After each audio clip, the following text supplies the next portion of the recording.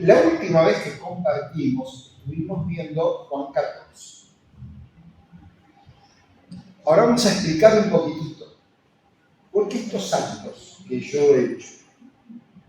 La historia empieza un domingo que hemos visto Juan 15. En ese domingo yo les decía que en realidad, para poder entender bien lo que Jesús quería enseñarles a sus discípulos, teníamos que ver 3 capítulos como si fueran un conjunto. En aquella oportunidad les dije que en el capítulo 15 de Juan, ya podemos ir abriendo nuestras Biblias, el Señor Jesucristo quiere darles una lección con respecto a que la vida está en el Hijo. Y eso lo hemos visto cuando vimos que Jesús es la vida verdadera. En esa oportunidad hicimos mucho hincapié, hicimos notar que el Señor Jesucristo dice en el versículo 4, permaneced en mí y yo en vosotros. Como el pámpano no puede llevar fruto por sí mismo, si no permanece en la vid, así tampoco vosotros, si no permanecéis en mí. Y para que no quede duda, dice Jesús en el verso 5, yo soy la vid y vosotros los pámpanos. El que permanece en mí y yo en él, esa doble condición, este lleva mucho fruto, porque separados de mí, nada podéis hacer. Queridos hermanos, queridos amigos, la vida está en el Hijo. No podemos pensar en la vida espiritual por fuera del Hijo. No basta con saber. No basta con conocerlo superficialmente. Necesitamos estar en él. Y Jesús hace hincapié. Yo tengo que estar en ustedes y ustedes tienen que estar en mí. Y para poder entender esto es que yo luego retrocedí. Y vimos Juan capítulo 13 y vimos Juan capítulo 14. ¿Por qué? Porque de a poquito el Señor Jesucristo fue dándoles a conocer una gran verdad para todo cristiano. Y era la promesa del Espíritu Santo, que no aparece mencionada en el capítulo 15 hasta el final, prácticamente. Pero está implícita la relación entre la vid y el pámpano. ¿Qué es lo que circula por el pámpano? Por esa ramita que parece insignificante, que parece no tener forma, que son todas distintas, pero que todas tienen algo en común. Llevan fruto. Son atravesadas por una savia. Esa savia procede de la vid, procede del tronco. Y es esa figura del Espíritu Santo. Y Juan, de a poquito, va describiendo lo que Jesús les va enseñando. Y en el capítulo 13 lo menciona, y en el capítulo 14 empieza la promesa formal del Espíritu Santo. Por eso el capítulo 16, que es el que hoy vamos a ver, tiene que ver con la luz que tenemos gracias al Espíritu Santo. Cuando llegamos a la última parte del capítulo 15, dice en el verso 26, pero cuando venga el Consolador, a quien yo os enviaré del Padre, el Espíritu de verdad, el cual procede del Padre, Él dará testimonio acerca de mí. Y eso lo deja. Y recuerden que las divisiones de capítulos y de versículos es algo que no hizo Jesús, que ni siquiera hicieron los evangelistas. Eso fue posterior. Por lo tanto, todo esto es un discurso. Vamos a leer Evangelio de Juan, capítulo 16, comenzando del verso 7. Pero yo os digo la verdad, os conviene que yo me vaya. Porque si no me fuera, el Consolador no vendría a vosotros. Mas si me fuere, os lo enviaré. Y cuando Él venga, convencerá al mundo de pecado, de justicia y de juicio. De pecado, por cuanto no creen en mí. De justicia, por cuanto voy al Padre y no me veréis más. Y de juicio, por cuanto el príncipe de este mundo ha sido ya juzgado. Aún tengo muchas cosas que deciros, pero ahora no las podéis sobrellevar. Pero cuando venga el Espíritu de verdad, Él os guiará a toda la verdad, porque no hablará por su propia cuenta, sino que hablará todo lo que oyere y os hará saber las cosas que habrán de venir. Él me glorificará, porque tomará de lo mío y os lo hará saber.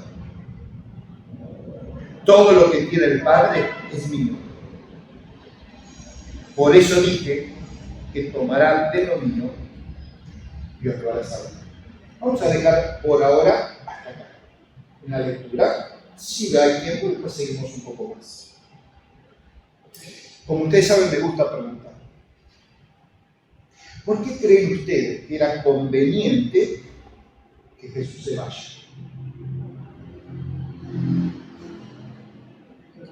¿No hubiese sido muy lindo tenerlo acá?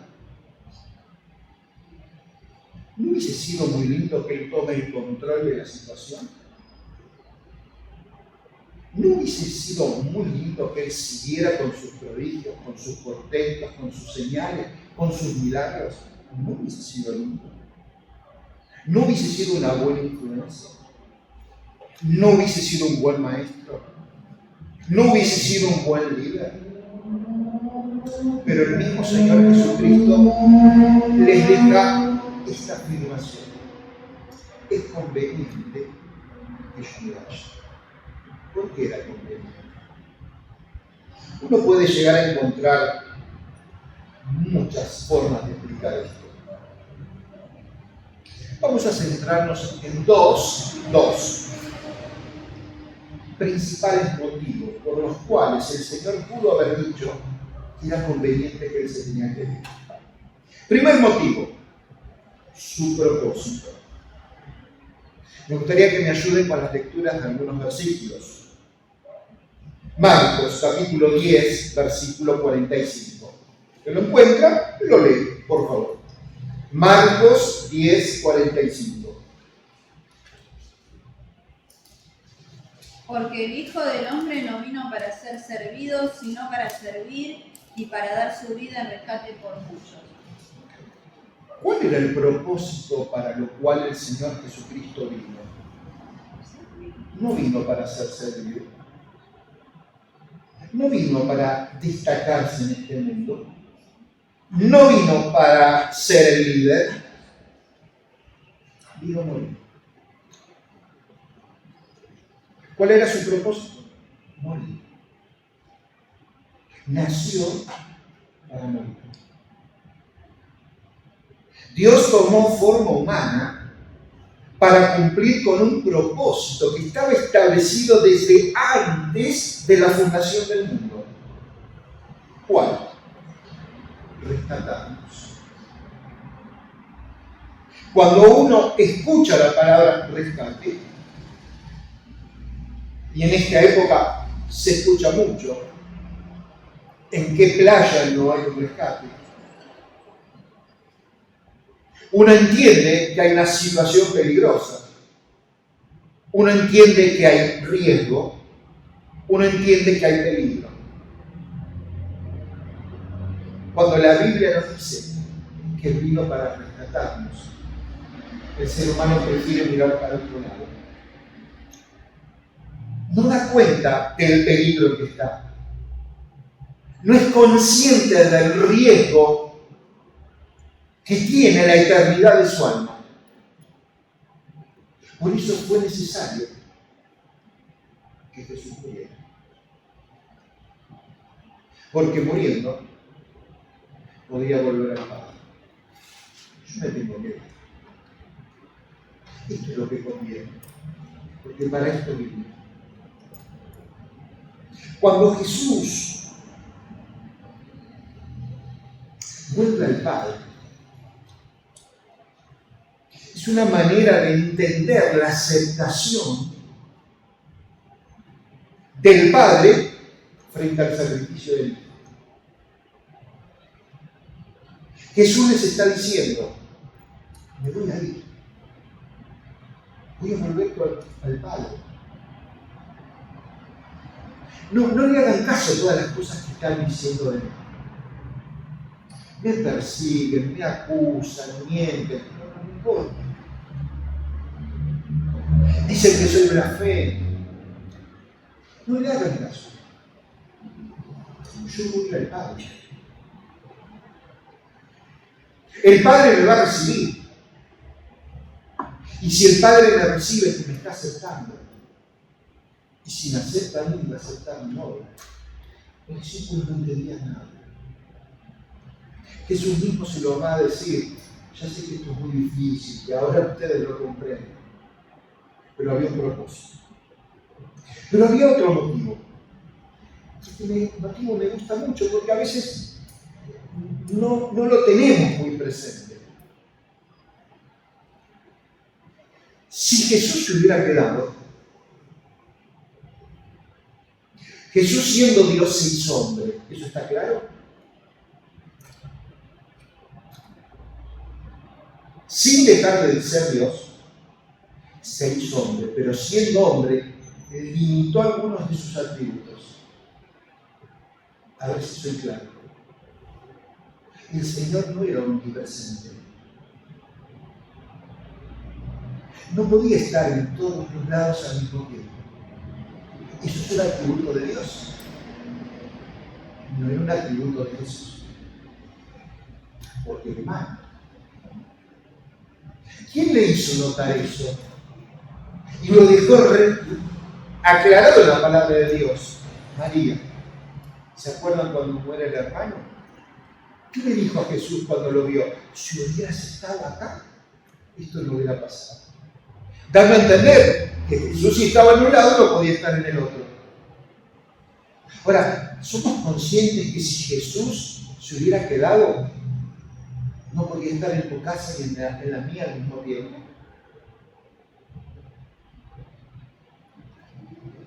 Entonces, es conveniente que yo me vaya.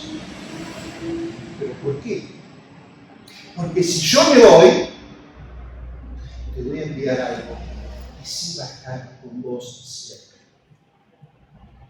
Te voy a enviar al Consolador, al Espíritu Santo. Él va a estar con vosotros siempre. Y por eso, hermanos, el Señor hoy a través de su Espíritu está en tu casa y está en la mía. Está presente acá y está presente en todas las congregaciones. Y era conveniente que el Señor Jesucristo cumpla su obra, muera en una cruz, sea sepultado y resucite triunfante en la tercera día. Es conveniente. Ahora dice la Escritura, verso 8. Y cuando Él venga, está haciendo referencia al Espíritu Santo, convencerá al mundo de pecado, de justicia y de juicio. Convencerá. ¿Qué palabra? En algunas traducciones aparece redarguirá. Una palabra rara. No la usamos. Es medio extraño. No está en nuestro vocabulario. Preferimos usar convencer. Pero saben, la palabra convencer no es tan fiel a lo que realmente la palabra correcta dice en el original. Ya lo vamos a ver. ¿Qué quiere decir esto? Cuando el Espíritu Santo venga, te va a mostrar claramente tu error. Si hoy tenés dudas sobre en qué te equivocás, si hoy tenés dudas en cuanto a en qué estás fallando, te quiero aclarar que el Espíritu Santo vino para mostrarnos el error, para convencernos de cómo estamos equivocados. El Espíritu Santo vino para demostrarle al mundo que está equivocado. ¿En qué? En algunas cosas que permanentemente muchos en el mundo mencionan o piensan, pero no le dan importancia. ¿Quién es pecador? El Espíritu Santo viene a ayudar a entender quién es pecador. Pero también el Espíritu Santo vino para ayudarnos a entender quién tiene la aprobación de Dios. Y por último, el Espíritu Santo vino para hacernos entender quién va a recibir el juicio. Por eso dice, de pecado, de justicia y de juicio. 3 tareas.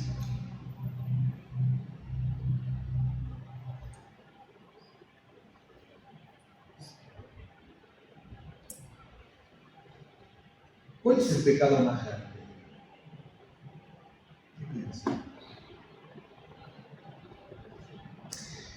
¿Y cómo cuantificamos el pecado? ¿Cómo lo medimos? ¿Hay un pecadorímetro? ¿Podamos medir el pecado? No. ¿El pecado se puede pesar? No. ¿Cómo medimos la gravedad del pecado? ¿Por las consecuencias?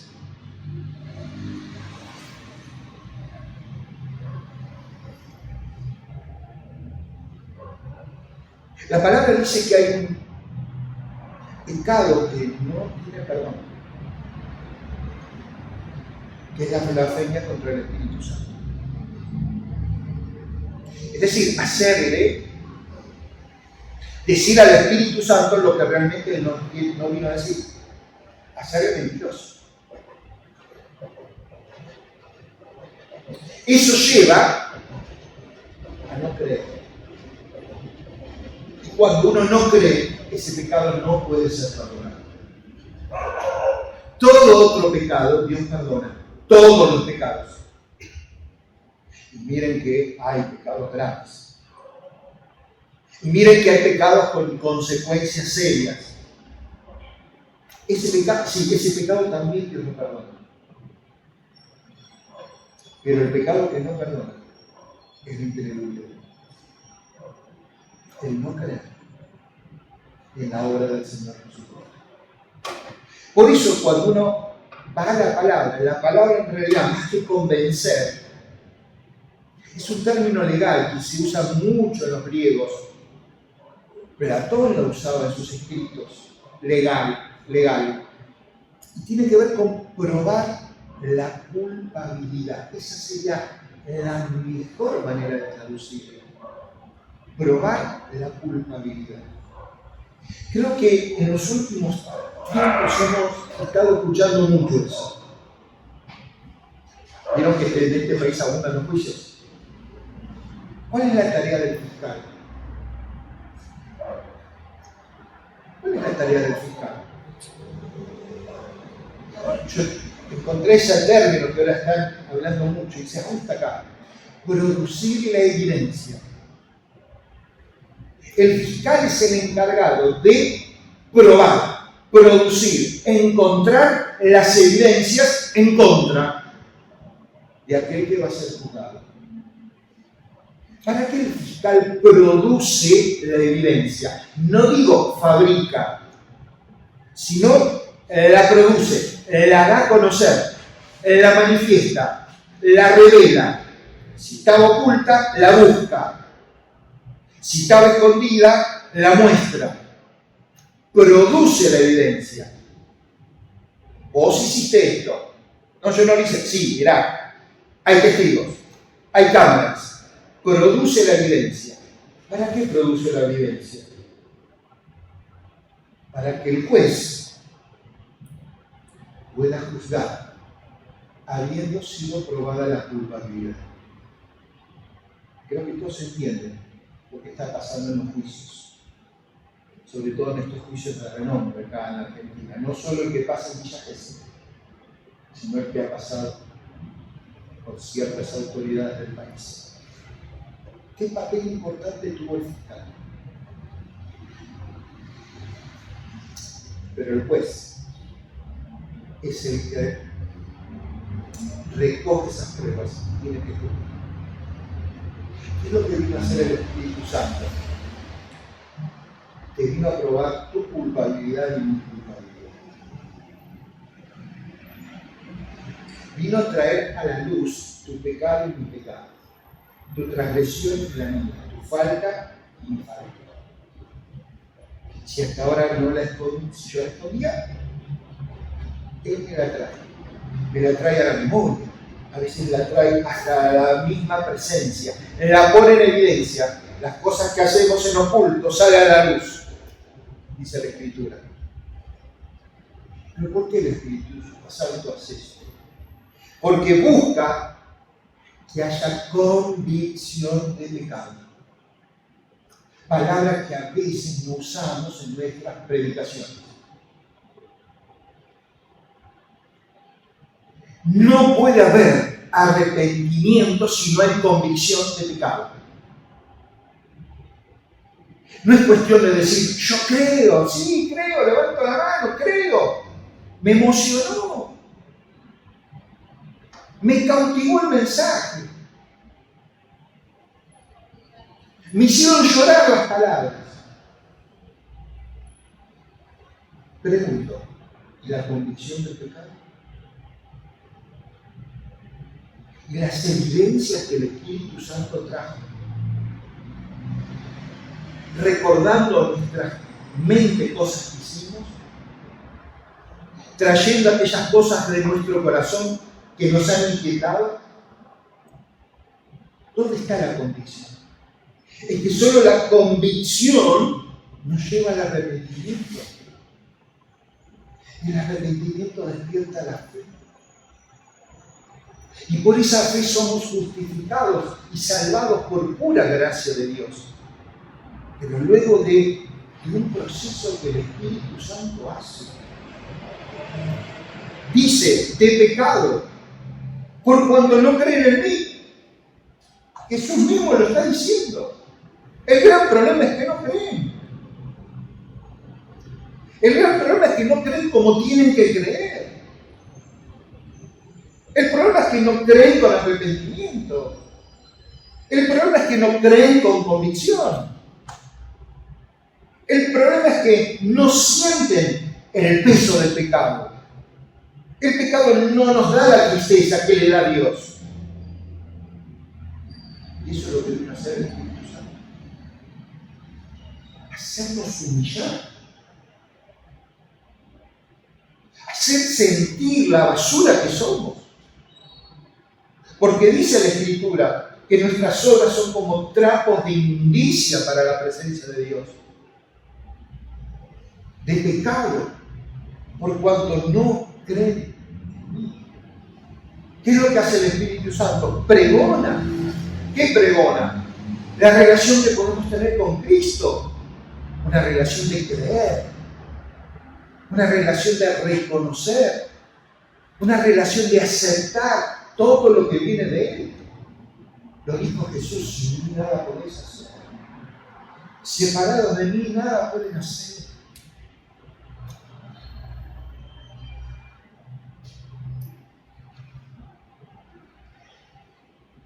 Qué triste es pensar que muchos no comprenden que no hay remedio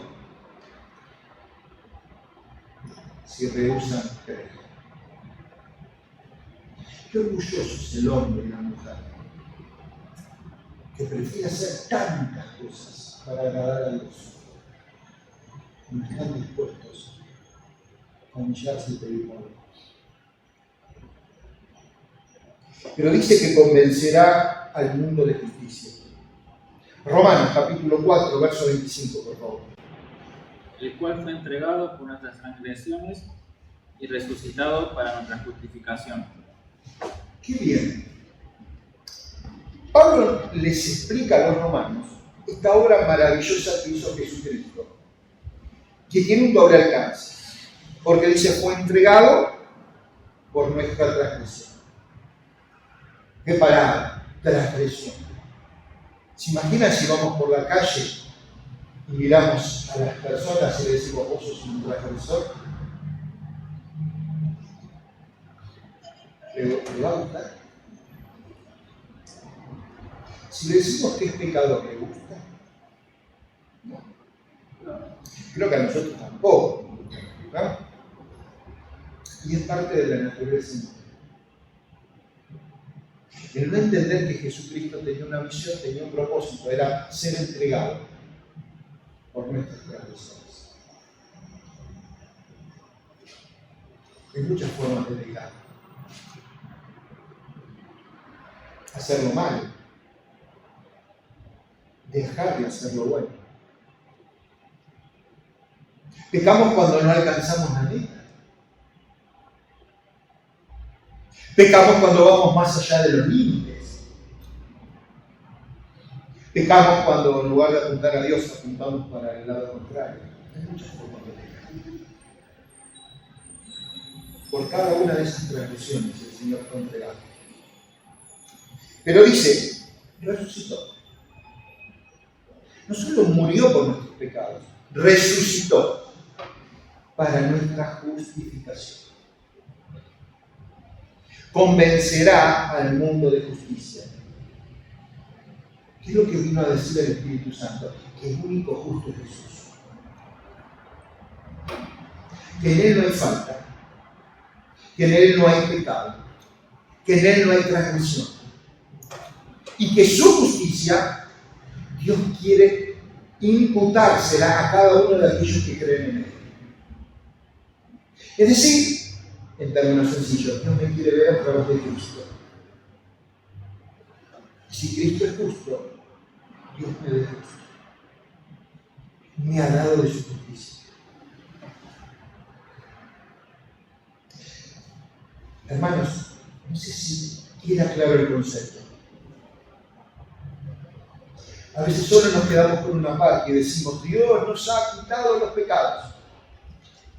Dios restó el pecado, pero me quedo sin decirle, pero me ha sumado su justicia. En el balance de la ecuación, salí ganando. Menos de lo negativo y más de lo positivo. Total ganancia. En Cristo.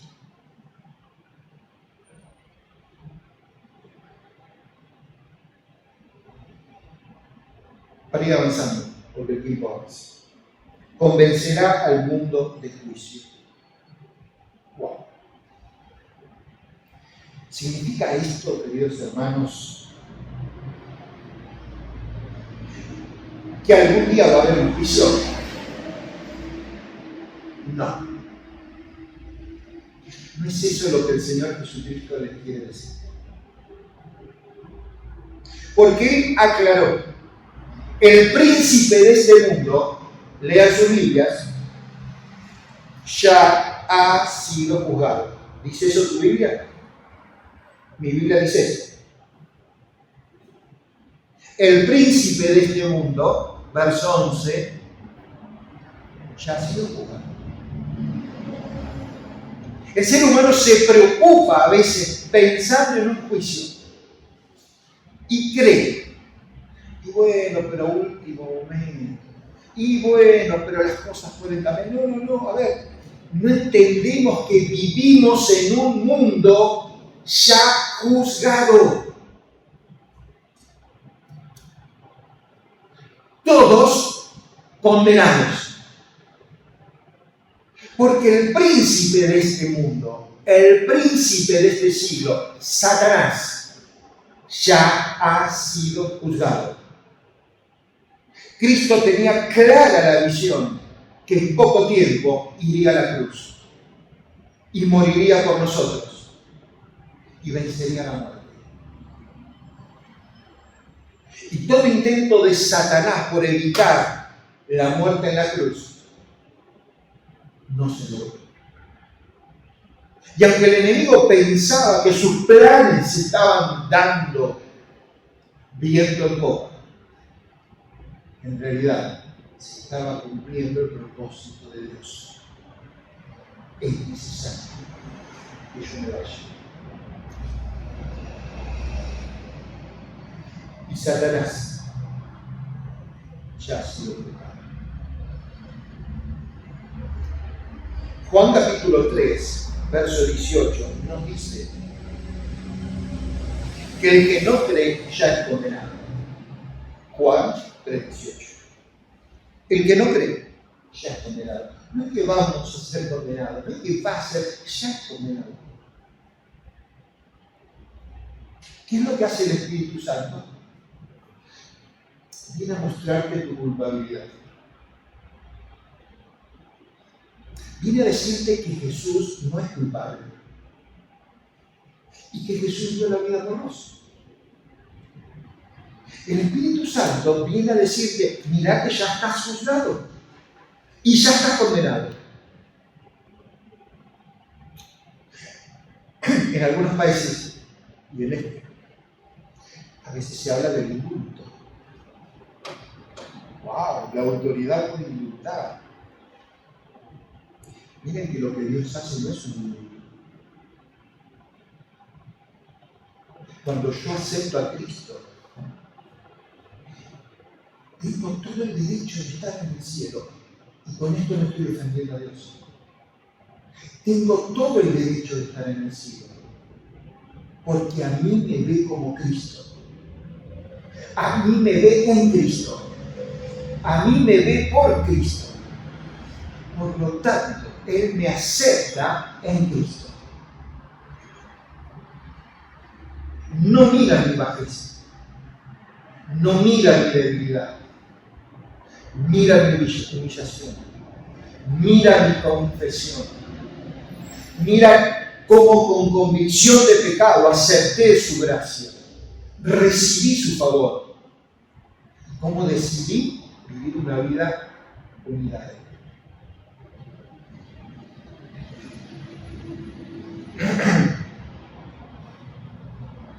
Segunda Tesalonicenses, capítulo 2.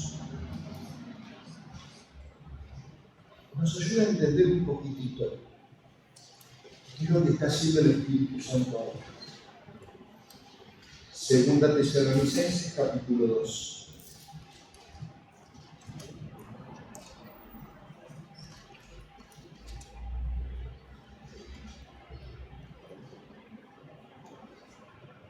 Verso 5.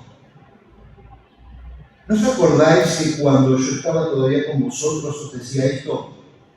Y ahora vosotros sabéis lo que lo detiene, a fin de que en su debido tiempo se manifieste. Porque ya está en acción el misterio de la iniquidad. Solo que hay quien, observen la manera en que lo dice, solo que hay quien al presente lo detiene, hasta que él a su vez sea quitado del medio. Y entonces se manifestará aquel inicuo, a quien el Señor matará con el espíritu de su boca y destruirá con el resplandor de su venida. ¿Entienden lo que hace el Espíritu Santo? Detiene.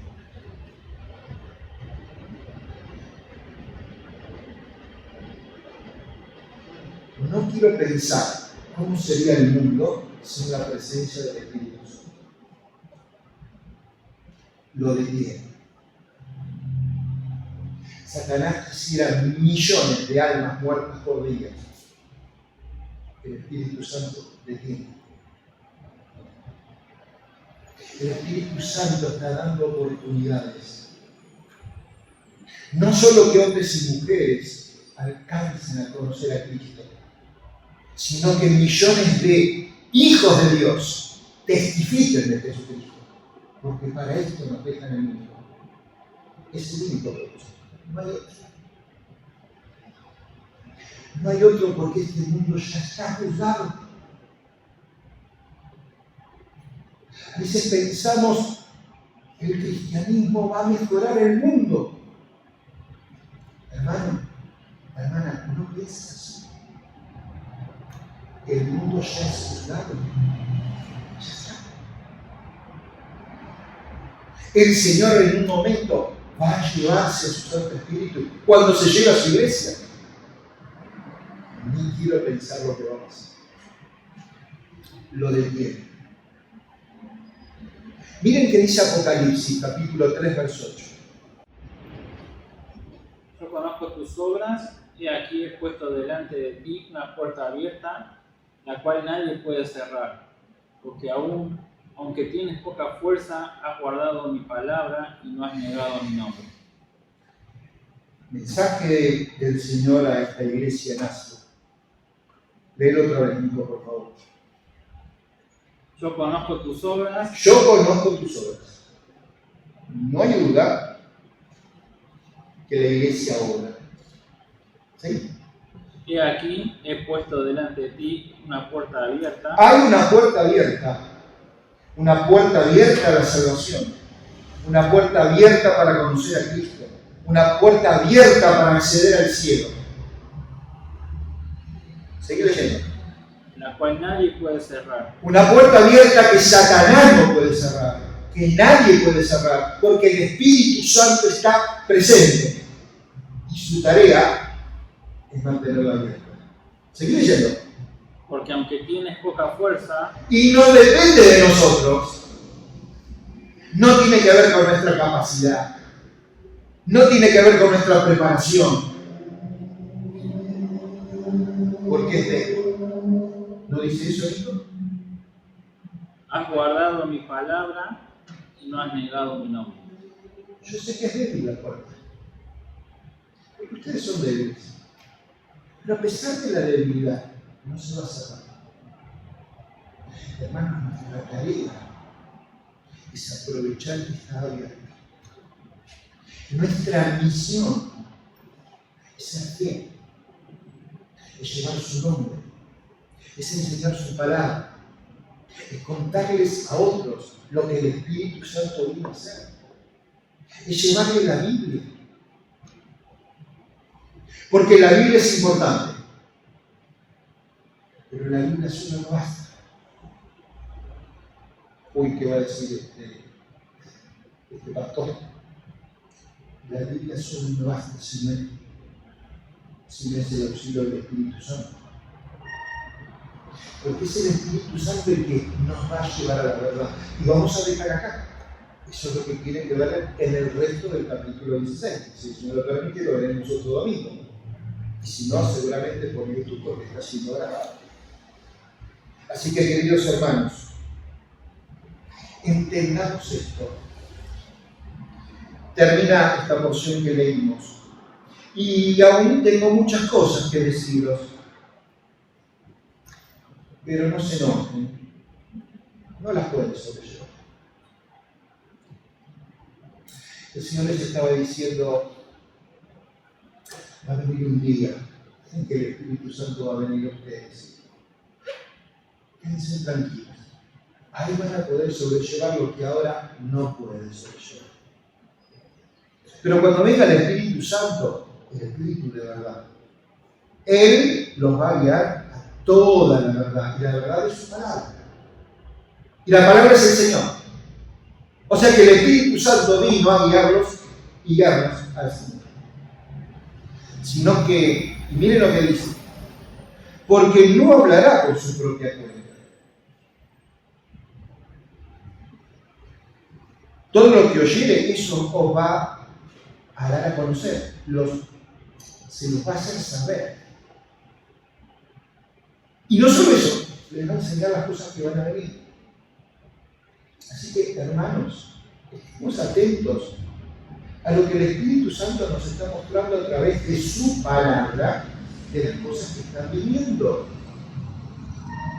Porque es lo que dice: para esto voy a mandar al Consolador. Y Él me glorificará. Observen, Él me glorificará, porque va a tomar de lo mío y os lo hará saber. El Espíritu Santo no se glorifica a sí mismo. El Espíritu Santo glorifica al Señor. Por eso, hermanos, tengamos cuidado con las falsas enseñanzas. Tengamos cuidado de falsos maestros. Tengamos cuidado de mala doctrina. Tengamos mucho cuidado, porque puede haber templos muy llenos. Si yo en ese templo no veo que el nombre de Jesucristo sea glorificado y que la gloria se la lleva a otro, no está el Espíritu Santo. Porque el Espíritu Santo no es eso. Pero si el lugar es humilde, es sencillo. Aunque no tenga la mejor tecnología. Pero cuando la palabra de Dios se abre, me lleva a mirar a Cristo. Me lleva a considerar su obra. Me lleva a considerar su sacrificio. Me hace ver mi realidad y me hace entender lo que Él me está ofreciendo. Eso es glorificar a Cristo. Y quiere el Señor que siempre que esta puerta se mantenga abierta, haya testimonios como este. Sencillo. ¿O no? Pero que Cristo sea glorificado. Oramos al Señor. Padre amado, queremos darte gracias, porque está muy claro en tu palabra la tarea que tu Santo Espíritu ha hecho en cada uno de nosotros. Cada uno de nosotros te hemos conocido en distintas circunstancias, en diferentes etapas de nuestra vida. Cada uno llevaba arrastrando la mochila del pecado, la carga del pecado, la carga del pecado. Pero un día la luz del Evangelio nos mostró a Cristo. Y un día comprendimos la gravedad de nuestra situación frente a eso. Y un día nos permitiste ser aceptados por el Señor. Porque fuimos con humildad, porque fuimos con reconocimiento, porque fuimos con convicción de pecado y con arrepentimiento. Y el Señor nos recibió. Y al recibirnos nos dio de su Santo Espíritu. Así que nosotros estamos en Él y Él en nosotros. Y esto es lo que nos asegura la vida, y la vida en abundancia. Por eso en este día te decimos gracias. Por habernos dado lo que no merecimos. Y por tener un lugar en los cielos donde vamos a poder disfrutar de tu presencia por toda la eternidad. Si hay alguien que aún no te conoce, no importa las veces que ha ido a la iglesia, no importa las veces que haya leído la Biblia, no importa las veces que haya escuchado un mensaje o leído un folleto. Si hay alguien que hoy te necesita, que tu Santo Espíritu movilice al siervo, a la sierva, que tú dispongas para llevar tu palabra y que pueda pasar de muerte a vida eterna en Cristo Jesús. Te decimos gracias por habernos acompañado a lo largo de toda la mañana Despídenos con tu paz, con tu cuidado y con tu bendición. Te agradecemos en el nombre y por los méritos del Señor Jesucristo.